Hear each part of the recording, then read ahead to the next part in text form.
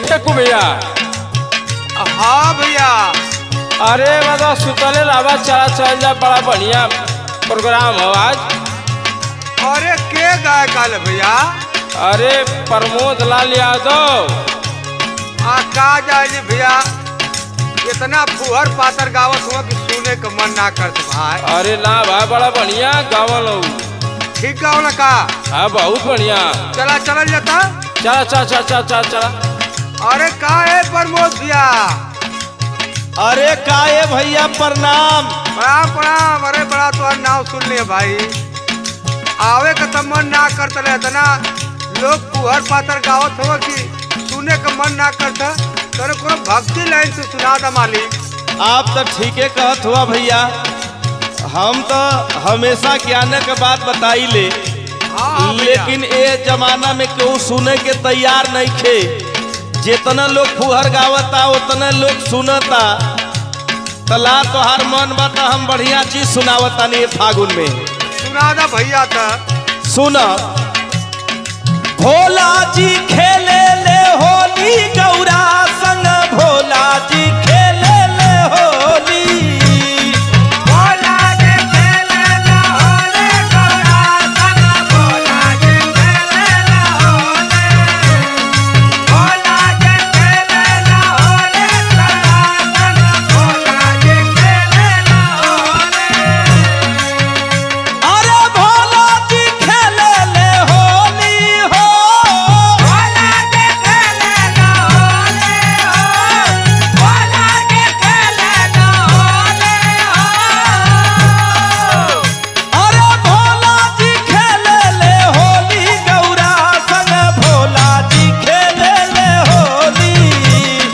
भोला जी खेले ले होली, गौरा संग भोला जी खेले ले होली।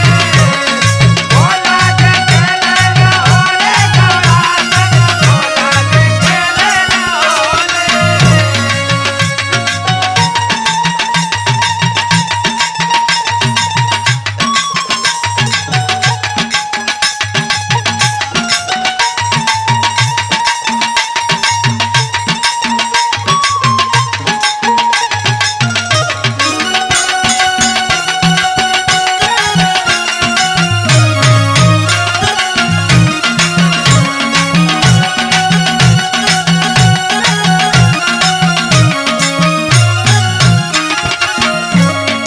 अरे बार प्रमोद बा गजब सुनौला भाई। आइला शत्रुघ्न बिहार रिकॉर्डिंग डायरेक्टर साहब हुआ, शत्रुघ्न की ओर से 500। बनारस शारदा स्टूडियो हाँ और भोजपुरी सम्राट भरत शर्मा व्यास जी के स्टूडियो से हाँ 500 संतोष हारमोनिया मास्टर। 501 रुपया हमारे संतोष हारमोनिया मास्टर के ओर से बहुत बहुत प्रणाम भैया। 500 हमारे शत्रुघ्न भैया रिकॉर्डिंग्स महोदय। 100 मनोज। 100 रुपया मनोज भैया। 200 रुपया हमारे अखिलेश भैया की ओर से, बड़ा बढ़िया ढोलक बजावले। हाँ भैया बहुत बहुत प्रणाम बा। लेकिन सुना, सुनावा। भूता बैताल संग पाड़ सांप गोजो और भंगी भोलेनाथ कई माया है। अरे उनका बिना नहीं कोई अगोचर, उनके बिना कोई नहीं भाई भैया। सुनला भैया। हाँ माने के पड़ी भैया, खूब गौला भाई। ये प्रमोद लाल हवा। हाँ ए भैया हमारी में का दम बा, ई पंच परमेश्वर का आशीर्वाद बा। आज सुभाष बिंजू बिंजू वाला जो बिंजू बजाओ ना, हाँ उनकी ओर से 200। अरे पिंजू मास्टर, अरे कम से कम 25,000 गाना बजौले हुई पट्टा। हाँ उनके ओर से 251 रुपया आशीर्वाद। आज 100 रुपया उनकी मलकिन की ओर से लक्ष्मीना देवी।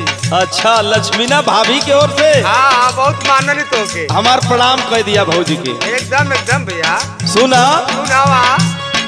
भूत बैताल संग पाड़ सांप गोजर, उनका बिना नहीं कोई अगोचर।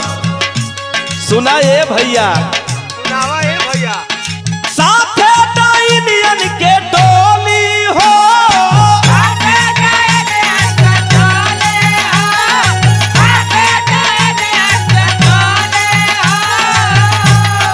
साथे इंडियन के टोली गौरा संग भोला जी खेले ले होली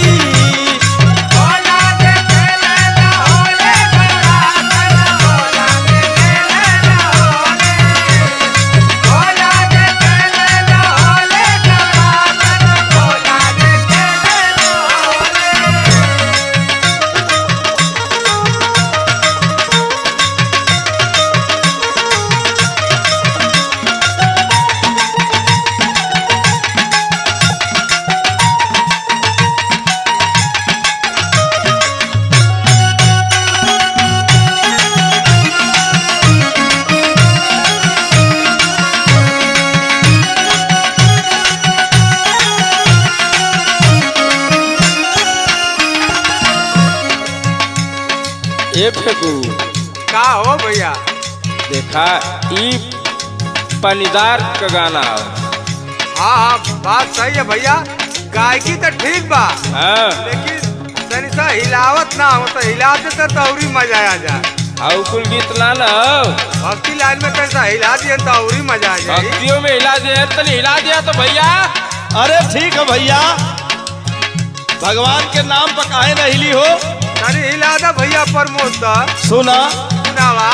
ए फागुन महीना में सब लोग तैयारी में बा। हाँ तू हिलाइबा तो समझा कि हमार भौजियो हिला दिया। अच्छा हाँ ए भौजी, अरे तनी आओ रे आओ लो प्रमोद, तनी हिलाओ तो तनी तू हिला दे। अरे वाह क्या बात है। सुना अरे कार्तिक गणेश उड़ावे गुलाल हो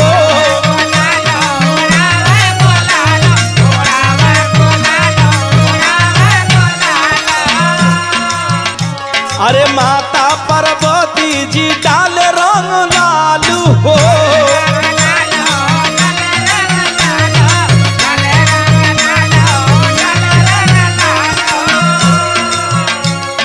कार्तिक गणेश उड़ावे गुलाल हो माता पार्वती जी डाल रंग लाल हो। ओहो बारे भैया वाह, हिलल ना। अरे खूब हिलौला मालिक। स्पेशल भगवान भोलेनाथ के ही होली हो। भैया तीनों लोग तैयारी में बाए भैया। नंदी लिया बिरझोली हो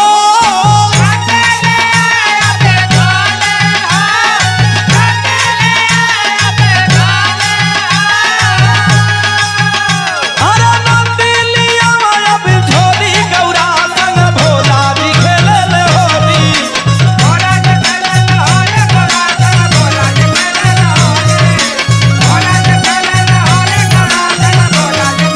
अरे भोला जी खेले ले होली हो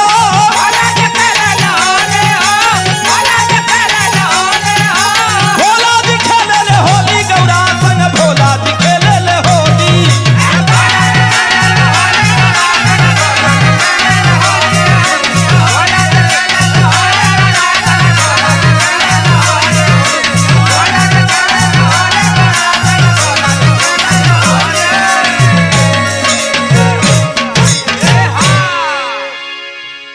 देखला फेकू भैया मान गए नहीं भैया, मान गए नहीं। बारे प्रमोद बा, कोई तो और जोड़ ना बा हो। ऐसा कलाकार चाहिए कि सबके खुश करे। सब भैया लोगन के बहुत बहुत प्रणाम। होली मुबारक हो भैया।